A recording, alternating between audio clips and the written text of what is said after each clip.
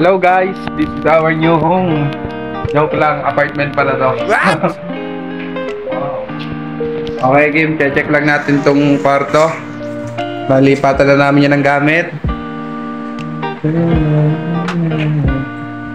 Okay, solid guys. Sarili siyang kwarto, napakaganda.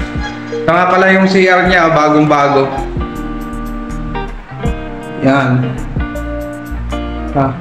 Yan, ito yung kusina niya mismo. Yan. Guys, ito naman yung likod. Pero siya ay yan. Labas yan. Wow. So guys, ito yung ng mga washing goods guys kasi maganda. May pasukan ng tubig.